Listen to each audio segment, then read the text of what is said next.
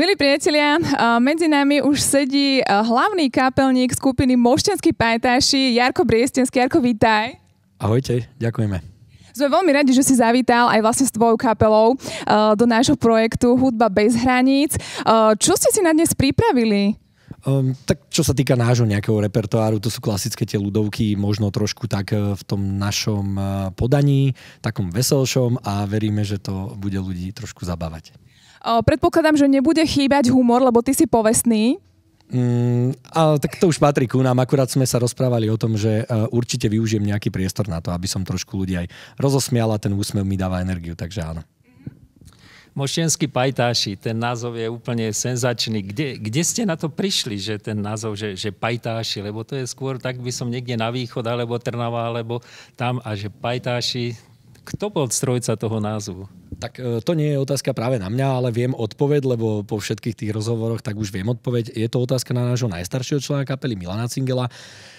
Niektorí tvrdia východ, niektorí trošku Maďarsko, pohraničie, a to slovo pajtáš by malo znamenať kamarát, priateľ, druh, a na tom východe je to taký výmyselník, takže ono aj jedno, aj druhé práve na nás sa hodí. Kamarát, priateľ, druh, výmyselník. Ja si myslím, že k tomu sa nedá nič viac dodať. Ten názov, vždy keď to vidím, že Mošťanskí pajtáši, tak proste ten názov robí z vás ešte tých pajtášov, ako sa povie, tú kapelu, ktorá teraz proste ale riadne šlapete. Tak neviem, či šlapeme, nešlapeme, snažíme sa. Poviem tak, že nás tá hudba a to obecenstvo, a momentálne nás to veľmi baví, a nie len momentálne, ale za tých 5 rokov, čo sme si prešli 6 nejakým vývojom, tak všetko sa tak nejako doplnilo. Doplnil sa, musím spomenúť aj nášho pána zvukára Jožka Trníka, doplnil sa k nám, čo je úplne... Tie kocky zapadli do seba, všetko má tú chémiu, ktorú má mať, a vieme to tým ľuďom potom odozdať. Kam už ďalej budú posúvať Mošťanskí pajtáši nejako tie hranice?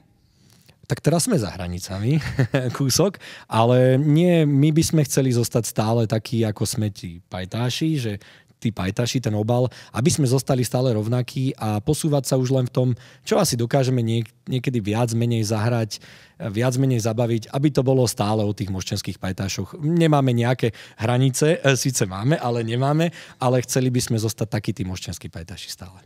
Ja by som mal predsa len takú otázku, ale aj odpoveď pre všetkých tých, ktorí chcete robiť CDčka, lebo zrovna Mošťanskí pajtáši sú tí, ktorí vám to môžu tak ponúknuť, že čo urobili preto, aby ste urobili CDčko. Ja som si niekde prečítal, že ste sa zapojili do participatívneho komunitného rozpočtu TSK. A vlastne tady to je aj cesta pre ostatných muzikantov, ktorí by ste chceli niečo robiť. Skúsiť tak poradiť, že čo by mali preto spraviť, aby dostali nejaký ten príspevok a možno ešte skúsili viac nahrať niečo, ako nahrávajú.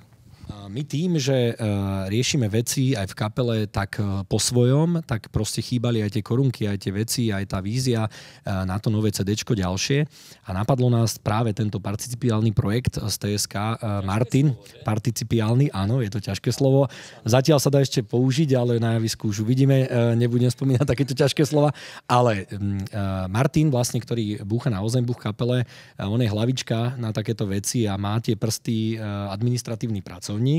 Takže on vie využiť tieto projekty a podarilo sa nám vyhrať vzhľadom na naše publikum a ľudí, ktorí museli posielať SMS-ky. A urobili sme spoločný projekt, kde vystúpila Majo Šišovský na CD-čku, Mužáci Moravia, tam boli ešte Teplánsky Poniklec. Je to krásny projekt, je tam z každého niečo a áno, práve ako vravíš, takýmto spôsobom sa dá natočiť CD-čko aj beznákladovo, a len administratívy je veľa, ale určite odporúčam, skúste to, stojí to za to. Tak my ďakujeme veľmi pekne za tento rozhovor a milí priatelia, o malú chvíľočku rozozvučia svoje heligónky Mošťanskí pajtáši.